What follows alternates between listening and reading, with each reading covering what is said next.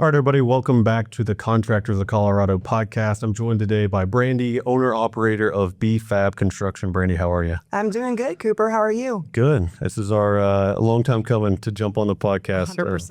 How's everything going? How you been? Everything's going great. I mean, we've had some changes personally. You know, I just got custody of my 3-year-old granddaughter, so that's been huge. We've been on a couple vacations. Nice. Balancing work life. Yes. What is a typical day? I think because we talk to a lot of young aspiring general contractors, right? And maybe they're coming from a specific trade and they're like, I want to be a GC. What does, bring us behind the curtain of what does a day in the life look like for, a general contractor? Okay, well, first of all, I'm not doing this alone, right? I surround myself with a huge team. So I have project managers, I have a construction coordinator, and I have an assistant. So a general day for me personally is going to look like waking up at 5 in the morning, usually go to the gym, be at my computer, and then start on my daily routine, which is visiting job sites, making decisions on job sites that my PMs aren't comfortable making maybe. And so that's what my day looks like. Their day for project managers is on the site, 6:37 a.m., welcoming subcontractors, making sure everybody's lined out, everything's going smooth, calling me for, hey, we need an inspection on this. I get into my portal, I call the inspections, and just communicating daily, doing project logs, daily pictures, and answering the needs of any customer. So communication, you're all day long putting out this fire, talking to this fire, scheduling this, right? Is that 100%? Still okay? Yeah. When you guys said turn off your devices, for the podcast, I was thinking I never leave my device on because it would absolutely infuriate me for my phone to ring as much as it does. Yeah. I can kind of feel it vibrating. That's enough for me. That's something I think that a lot of, just because we have a lot of people come in and again, they want to be, and that's great. They're aspiring to be something.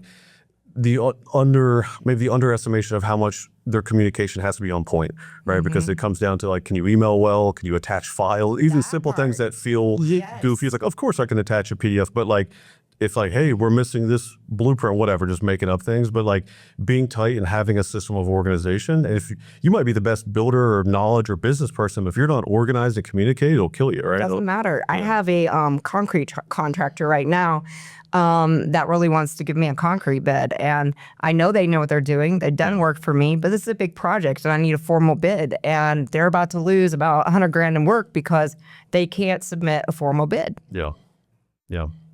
Where do you, is it just trial by error learning it? For this, I'm particularly fascinated because I do think there's going to be an influx of the next generation of the trades and, they're looking up to the folks that have been in the game for a while and they want to be there, but how do you learn these skills of it? Is it truly just got to do it to learn it? Yeah, it's interesting you say that. I have, my assistant wants to do more in our company and I'm completely fine with that. Yeah. I sent her to the Google Workspace free classes or whatever, to just train on her on how to open emails, how to send emails, and eventually I think the 5th week is learning to save files in Google Drive. Now, yes, it's trial by error because I have to tell you when we all switched over from Outlook to Google, I was lost, and so it's just doing it, and doing it over and over and over again. And not be afraid to not know something, right? If you don't know something, YouTube it, Google it, ChatGPT it, whatever. Yeah. So. Yeah, don't be like, I don't know, and then just give up, right? Found out the problem, fix it. Figure it out. So if because of that, because a lot of people do listen to this, they look to you in our group as a mentor, someone, hey, this person's done it, they know it. Would a path be to try to become a PM at a GC? It's hey, maybe one day I want to be a full-fledged general contractor. Right. I'm not there yet.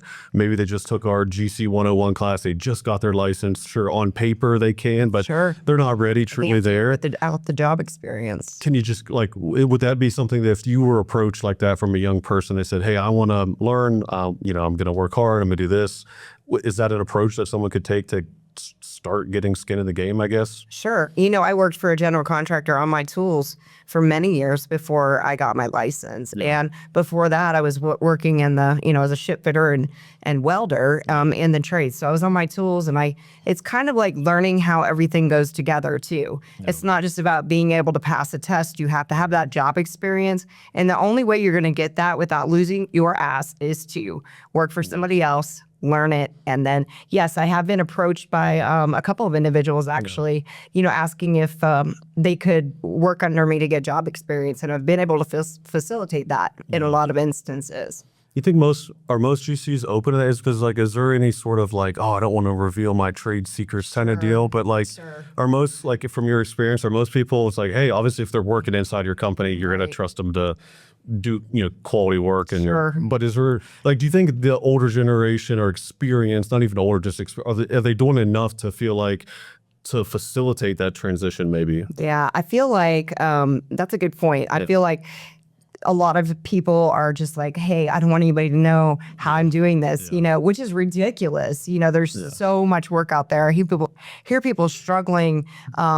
Work is dry. I can't keep up with the work that we have, and why wouldn't you want to give something that's been so freely given to you over the years, and I think just from a spiritual sense or whatever, I believe that I can't keep what I have unless I give it away.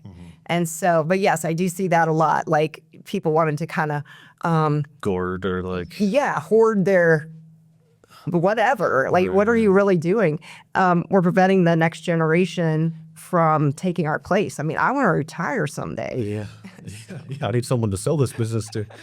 I see, because I'm a comment reader, so I go, I'll post something in the group and I'll see it, and a lot of people are yeah, but no one gives us a shot. No one. So I was just curious if that dynamic exists. Seems like it does, but like you said, I feel I have an abundance mindset, right? I think that, like you said, maybe spiritually, philosophically, there's enough work out there. The more, even just people coming here and networking, it's yeah, there might be another plumber here and you're a plumber. Sure, in theory, you're competitors, but you're going to learn more and expose yourself to more by being open to be yeah, if I can do this, you can do that. Be collaborative. Absolutely. And share info, right? Yeah. Okay. Yeah, I feel to your point, some people are just, I'm an abundance mindset. Yeah. I've really never believed that something was impossible or unachievable. I mean, I can't imagine where I would be if I lived my life like that, And so I've always just been in the mindset that I can help other people and, give my knowledge away. And, to your point, it's just a state of mind. Yeah. Yeah. And as far as a shift for business owners, especially when you get to that level of business, you go from being maybe in the trade responsible for a certain aspect of it to a full-fledged business owner that oversees multiple elements of it. I'm going to throw you a curveball here. What's something that you believe that turned out to be incorrect about general contracting, right? So maybe early on you had a mindset, you had this. As you've been in the game and you've done work, you've done multiple projects, what's something that maybe, okay, you know what, actually, this turns out to be the case? There's any story, bidding, estimating. I know we're talking about maybe some clients that you're working with, on how to structure working with you in terms of getting the deal done. But is there anything like that come to mind at all? Sure. When I was little, I believed that general contracting was, that the people who own the general contracting company and the guys sitting behind the desk doing emails and stuff all day had it cush, because we were out there working our tools in the heat and the snow. And, I thought that they, were making all the money and doing none of the work. And that was incorrect, right?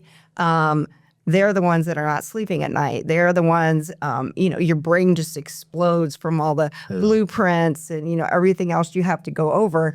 I mean, I can't tell you what I might give for 8 hours of being on my tools right now. Yeah. That's funny. Do homeowners, do you feel understand that as well? Or what's something that maybe homeowners I hired a GC and then someone else came, do you think there's a gap maybe in the communication to what the expectation is on a renovation, on a project, on a new build? That is there, I'm just trying to think is there a misconception of what your job is and they don't feel they're not here, they're not working. Meanwhile, you are doing all of the behind the scenes type work. Sure. I get that a lot on insurance putbacks. So my remediation and abatement companies, my partners will come in and abate something and then give them my name. I go out, we do all the docu-sketch, we work with the insurance adjusters. We're like trying to get them, exactly what they deserve, and we do. And then I'll send my guys in to do the work. So they may have seen like 3 different people by now. Yeah. And I think that it's just having that conversation up front where we're signing the paperwork that says I can communicate with their insurance to let them know that they might not see us for the duration of the project until it's ended and we do a quality control walk, but that our workers will be there, because I feel like some people don't understand how many subcontractors. I have over 150 subcontractors. Oh, wow, yeah. Like 40 of those that I use on a regular basis. And so they are extensions of my company, right? They become like family. Yeah. But I can't, I would only have like 2 jobs a month if I showed up, every day on the job. So How do you go about accumulating? Because I think some, especially people that are new to it or they've done in-house work versus subcontract, how did you accumulate that many quality relationships, just doing enough projects, getting exposed to people, like test them out? Like, how does that work in terms of like building out, a Rolodex of subs to pull off projects? it's scary when I first entered the field, all my subcontractors came from people I was on my tools with. So it was plumbers that I had worked with, that's who we're using in the field. So I was using people I knew. And then as you branch out, it is like trial and error. I have people reaching out to me all the time. Can I get on your vendor list? Well, sure you can.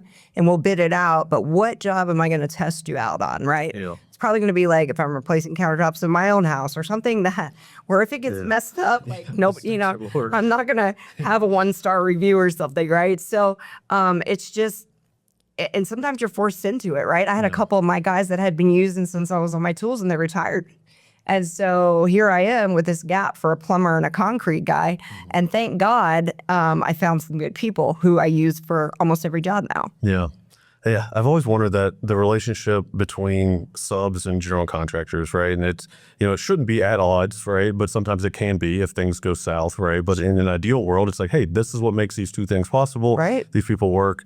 So, there are a decent bit, I would say, of even subcontractors in our group. Is it when they're trying to find someone like you to get on your vendor list, is it as simple as like, hey, like sending them up your portfolio of their work? Obviously, you're going to vouch it, and then just see if somebody gives you a shot to try to do the work that, whether tile or concrete or whatever it may be. Sure. Yeah. I have a tile guy on one of my $3 million remodel over in Greenwood Village right now. And he had never done work for me before, but one of my project managers knew him, said he did excellent work. This tile is like $300 a square foot. And so it was nothing that could be mussed around with. Yeah. So I had a conversation with the guy, and he sent me like a portfolio of work, right? And this is what we can do. And so I started him out in 1 bathroom, just on 1 wall. He did better work than anybody I've ever seen in my entire life. That's awesome. And so I'm really glad to have him on board. And where would I be if I hadn't taken that chance, right? Yeah, yeah. So You've got to be receptive of, okay, yeah, I'm going to try this out. And then obviously they have to do quality work, but then, okay. yeah, and sometimes that fails miserably. I've had guys show up on the job site, and of course, when you have a new sub, you don't want to just leave them on a job. You don't want to see what they're doing. So I either have myself or a project manager looking after that, and we're just like, hey, this isn't going to work out. Your work is crap, and we're not doing it. So, what about a lot of people? Because again, we have guys and gals come into our program, and they're like, I want to do full-on new construction build, but I also want to do commercial renovation. Like, is it feasible in your mind? I know you do both, but if you're getting started with it, is it feasible to do both? Or it's like, hey, like do bathrooms or kitchens better than anybody for 5 years and then do something? First, I think is what I see, especially when even all the way people market it's because they feel like they can do it all. They try to do it all, but then you end up like not being maybe good at any one particular thing, or just not getting work because you're kind of advertising 19 different things that you do. So I'm just wondering, like, one, do you just kind of, is that like getting to the NBA. It's like, hey, you gotta go through the cheer league, you gotta go to play in college first, and then maybe there's people that can pull off residential, new build, this, and then also simultaneously pull off a commercial XYZ. Sure. But just wonder your thoughts on that. Is there any like? Yeah, no, that's a good point. I was going to say earlier when we were talking about like coming up in this trade, you know, you got to be willing to start at the bottom. Yeah. I mean, I started out $9 an hour as a laborer, you know, with the general contractor I worked for, and I worked my way up. Now I could already read blueprints. I could already do all that because of my extensive knowledge of construction and being in the shipyards for so long. But yeah, it was $9 an hour, you know, and here's the thing. You have to be able to do the dirty work. And my dad used to say, pick one thing and be really good at it, you know? And that's kind of the philosophy that you have to have going into this. You have to be able, whatever you're doing, you have to be good at it. You have to be able to manage all of these communications with customers. You either have to have you or somebody under you who can cover all that. There's no way that I would start out where I was 20 years ago and try to do what I'm doing today. This has been for many decades of building and growing and putting the right people by my side. Yeah.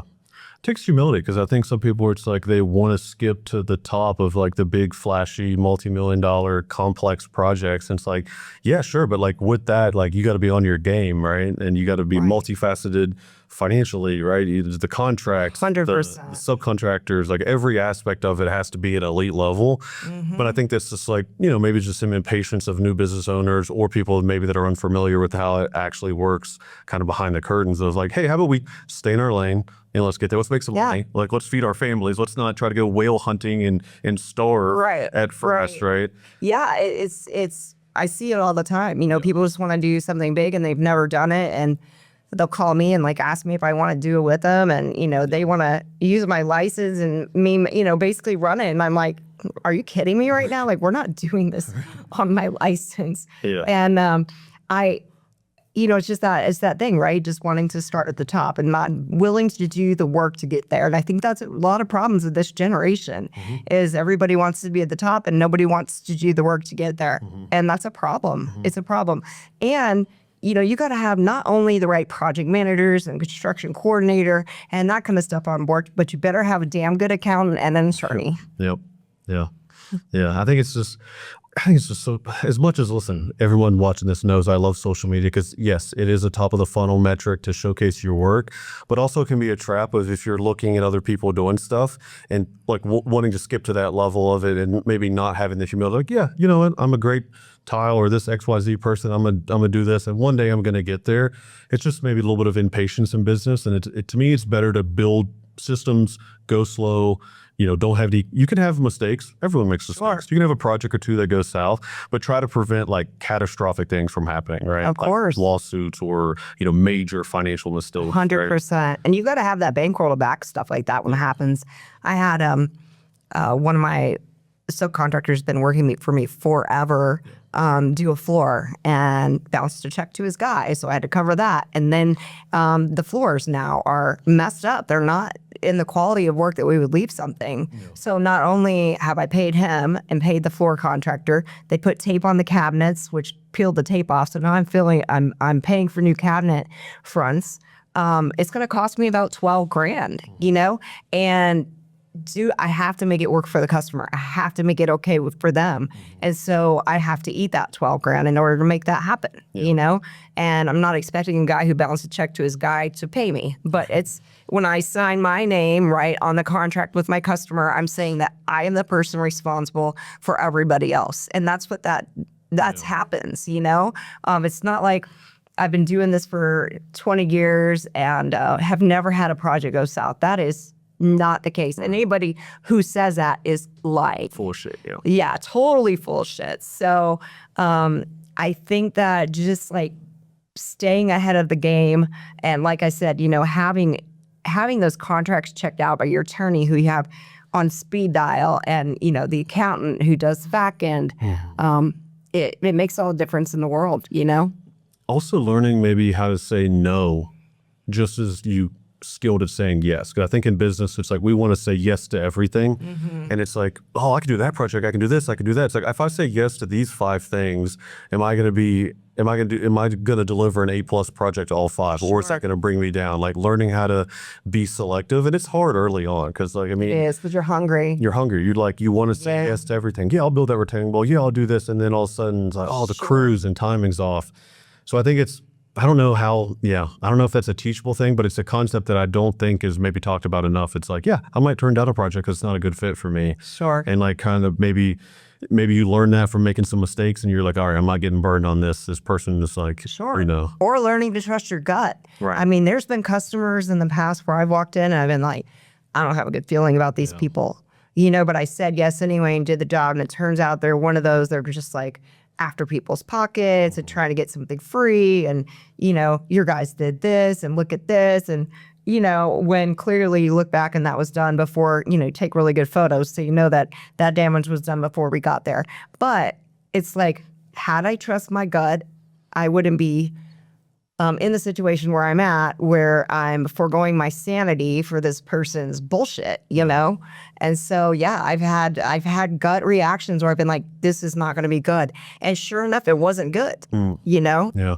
Something about it. It's human. It's like it always comes up. You try to ignore it and fight it. But I don't know about even just in anything in life. It's like I don't know. That hike looks a little sketchy. I don't know if I'm going to go up that mountain. Something about the weather today looks off. And it's like that's a skill in business. Right. That's not in business school. That's not like going to be taught in a code book.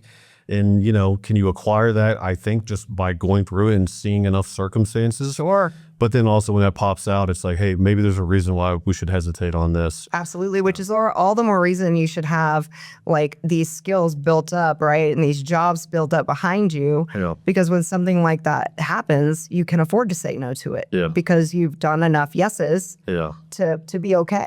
Yeah, you're not like desperate for the work, which is hard. I know because again, got people watching this. You're in the pot, you know, or in the Facebook group. Like I get it. Like if it's slow, it's like it can even your marketing. This is what I tried. Is like I never want to make our marketing sound desperate, Right. Right. And I think a lot of times contractors like because they need the work, it just influences how they're communicating and outwardly branding about what they do. I don't know if that's the best signal to the marketplace. So there's some nuance there of like, yeah, sure, we want work, but then also it's like finding a way to message that correctly. Yeah, and then you know the other thing that's very unattractive to both myself and to other people is when contractors try to put other contractors down. Yeah. You know, and try to pick apart their work instead of asking questions and you know all of this kind of stuff. It's just like, dude, I wouldn't trust you to do a job because you don't have enough faith in your work to have faith in somebody else's work. You know, I wouldn't want any part of that. And then I've had some, you know, comments on TikTok videos that I've done, right? Yeah. And I mean, some of the comments have been like, "Oh yeah, well, are you teaching us how to wear, not have your hands dirty and wear clean clothes, and you know this, that, and the other?" And I'm like, dude, I've been doing this since you were a twinkle in your daddy's eye. I forgot more about this than you did.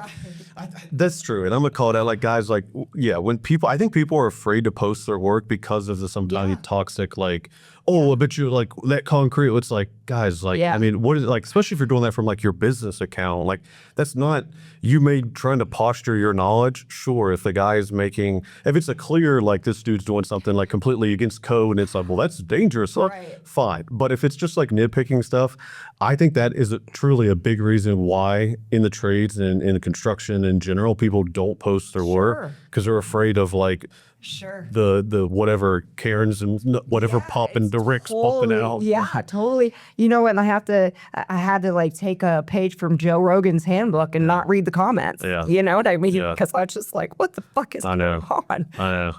That's it. Same thing with us. Like I'll post stuff. People, it's like I try to listen. I'm just trying to share information, do whatever. End of the day, use it. Fine. Like debate me on it. I don't care. But it's just like I think it's just unfortunate. It's just human nature, I guess, and the unfortunate side of social media.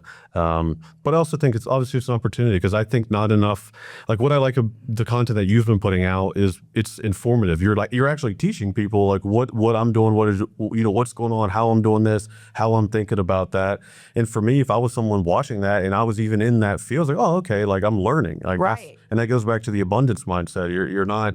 It's just a shift, I think. It is a shift. More people should take. Yeah, and I always, when I'm doing those videos, I'm pretty comfortable on camera, but it's like, I always go back and I'm like, oh my God, did I say 4 feet? I meant 2 feet. You know, like I should have said this and I should have said that. But I think that overall, the reviews have been really good, and people have, especially the women, are just like, hey, I'm learning so much. The guys, some of them always have something smart to say. Some of them are very supportive. But it's usually that unemployed guy, that's saying something about, that's not code, Well, the inspector said it was. Right. So I have to, I'm licensed and I have all my work inspected. So, probably is. Yeah. I'm not going to make you be a macroeconomic here, but like in Colorado, do you think the market's still growing? I know housing developments are going up. It seems like, are people doing renovations? I know it's like you're always going to have economic cycles of up and down, but like are you optimistic about the growth of Colorado? Are you seeing different types of projects are coming in? Like I know there's a few like AI data center stuff that, I don't know obviously how many people in the audience are in that space, but where are the growth opportunities maybe in your opinion? Yeah, so I was talking about this a couple weeks ago. I've seen a complete shift. So when I first started out with my Class A, we were like 80% commercial, and now we are like 80% residential. I literally have 2 commercial projects going on and like 30 residential projects, 2 new builds, like 6 additions and, a bunch of remodels and then insurance put back. So the residential market has grown, and it seems to be that it's keep going up. Now, I do have some commercial jobs and some franchises and stuff like that want to get started in the near future, but it doesn't it seems like more the personal side of things are going up and maybe the business market things are going down. And I don't know, I'm not an analyst. Right, yeah. I mean, guessing because this is what I experienced. That's what you're seeing, yeah. Yeah, I'm curious about that.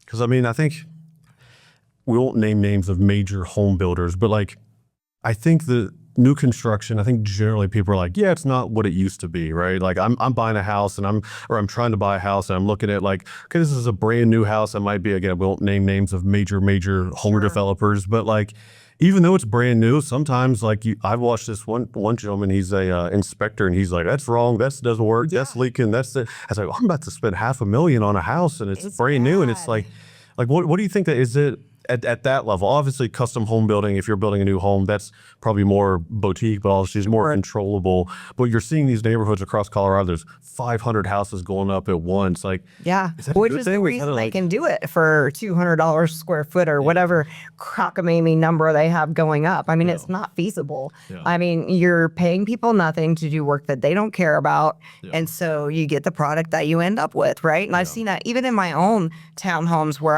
I bought brand new. Yeah. And I'm just like sitting in the bathtub. I'm like, that fucking tile is like a 1/4 inch off. You know what I mean? Like just crazy stuff that, none of the nail holes were covered in the trim and just little stuff where I'm like, anybody who really cared about their work, it wouldn't have turned out like that. That's what not scares me, but that's what's like, because then that gives obviously residential contractors maybe a bad rap, even though that might not even be them doing the work. But like the quality of construction seemingly on new builds it's not what it used to be, whether that's tighter timelines, whether that's massive private equity saying we need to build 500 houses. And that's exactly what it is. So we don't care, we're going to get the lowest bid on everything. And it's like, okay, like that's kind of not good for the industry. It's a race to the bottom. It forces everybody to do projects at cost. And then ultimately homeowners are like, yeah, this house is expensive and it kind of sucks. Like, it's like, 100%. I'm building those 2 new custom homes and it's, they're right behind my house. And so I walk them all the time, and just being able to keep up with the quality of work and somebody putting 500 homes up with 4 project managers, there's no way that people could walk those houses and make sure that everything is done to par because you can't make it to that many. It's too massive. Yeah. And so, I think it's just, and, more power to them. If they can do it and they don't care about the work and they can get away with it and you're, paying for your kids' college 100 times over, okay. But at the end of the day, like for instance, the homes behind me, they're my neighbors. And so I have to get up and see them when I walk into my garage every day. So, it's your property value of your neighborhood that you're building. Exactly. Yeah. Exactly. Yeah. It's obviously, it's maybe above our pay grades but it's like those massive developments. Are those even local companies doing that? Probably not. They're probably national home builders, headquartered in New York or Los Angeles, whatever it may be. But I think it's just, to me, it's just like, hey, like there's an ode to the local entrepreneur that is building literally in their backyard of like, I know we can't have the entire industry be like that because we need homes. Like we need massive amounts of homes. We do. But yeah, to me, that's just in and out. Like I see in the market, I see people talk about it, and just when I'm touring homes, like, this is brand new and this doesn't seem right. So it's just off. Yeah. And I mean, there's a lot of good home builders out there. You know, and I'm sure that, we won't name names, but I'm sure that whoever started XYZ company out didn't have the end game of, building 500 at a time or whatever. Somebody probably started out just like me back in the day, and then you give way to growth and opportunity and money, and it could be easy to throw off course. Yeah, some massive, investment groups. Sure. Hey, can you build us 30 homes and can you do it for this? And it's like, that's a tough, I don't know. I just think there's going to be a return to like, even just across the side, like an appreciation of like craftsmanship. Because like everything is like, I can buy a shirt on Amazon today and it could be here in the afternoon. It's like, okay, I could probably find like a local person that I'd like to support them. It might be more expensive, but it's build quality. My money goes back into my local area. So true. Feels like there's an ode back to, hopefully it does come back through the trades, especially with like, maybe things that are more like, I don't know, like custom things like, cabinetry or something that's like artistically flavored versus like if you're coming in and doing an insurance repair on a pipe, it's like, okay, like make sure it works good, but I don't need my pipes to be artistic and beautiful. Sure. But I just hope that's the case. I think it's just like a neat outlet for people that do have skills like with their hands to show. It's like their artwork almost, right? Yeah, and that's a good point because I have been working with like millwork manufacturers and retail centers and stuff like that. And I had the opportunity to hire a designer on full-time. And she, we got 3 different lines of cabinets and we've got a closet line. And first of all, seeing the markup on what I had been, or what my customers at the end of the day had been paying is crazy. I think there was like a 60% markup, and we can get these cabinets out, make sure that she's designing every one of them and every piece of trim is the way that they want it, and deliver it to the customer for a better price. I mean, you can't ask for more than that. I mean, and she is an artist, and that's what she does. I mean, you don't want me designing anything for your house. I will build it all day long, but you don't want me picking out pretty colors for anything. Well, let me segue. I know we're coming up on the end here. How do you work with investors? Because I've tried to, obviously we've got a sister community of the real estate deal makers. They do, property investment, fix and flipping, all these projects. But then we're trying to be 2 organizations, and I think, hey, look, we have to communicate because sometimes without them, projects don't get done. Sure. If there's no these guys to do the work, then these people don't have any projects to have people do the work. But is there just like maybe circling back to like it's communication, like when it goes south, is it because the investor that is trying to do their first fix and flip and they're like, hey, Brandy, come and do this house with me, but your bid's 50, but 38. It's like, is it just a constant like miscommunication that you see the tension, or is it like when you work with the investor, like, hey, here's my price, I'm gonna do it this way, I'm gonna do that, Sure, and then just cut out that? It's funny you should say that. I just had an investor, and I work with different investors, and they do different contracts. I'll talk about that in a minute. But I just had a deal with an investor where they needed to get this house flipped and on the market within 15 days. And I was like, okay, put my guys on it the next day. On the side, they were meeting with me to try to do a $2 million investment with them. And again, I just had that funny feeling, And sure enough, when it came time to pay the bill a week later, they said that it wasn't selling fast enough, so they couldn't pay me. Well, our contract agreement was not that you sold the house and then paid me. Like I'm not making any money on the sale of your home, And so, I mean, it was just a shit show. And listening to that voice and learning how to have your contracts airtight, right? And that just comes from not having an airtight contract and learning from that because it will hurt your pocketbook, I think that one of the things that I've been liking to do lately is just that clear transparency. where I'm doing a cost plus contract, and I have my costs plus an amount that I make for overhead and profit. And everything is included. When I get a dumpster bill, you get a copy of it. And this is what you're paying. You're not paying a penny more than I'm paying. And then it's just that clear, structured, we'll do it for cost plus. You know how much money I'm making and you know how much money you're spending. And it just, there's no, Works. there's no gap between that. So yeah, so it's because I feel that tension because we've tried to, we're still committed to the process of like, hey, communicate, be collaborative, talk, but it's one, oh, talk is great. B, oh, we're all friendly and happy. Contracts, Sure. like have stuff. And just being proactive, like, hey, listen, I know you want to flip this house. I'm going to do my work. I'm going to always do quality. I'm going to do this to code. If you want luxury, but you don't have a luxury budget, we can talk about that. But I think it's just when it's not brought up in the initial thing, that's where things go south. And then people get frustrated and then, chaos can ensue. Sure. And you have those uncomfortable conversations. I have conversations with my cost plus customers all the time who have a budget in mind, but don't really know where they're going to end up. And I say, is there a point where you want me to guide you and tell you you don't have the money to do this?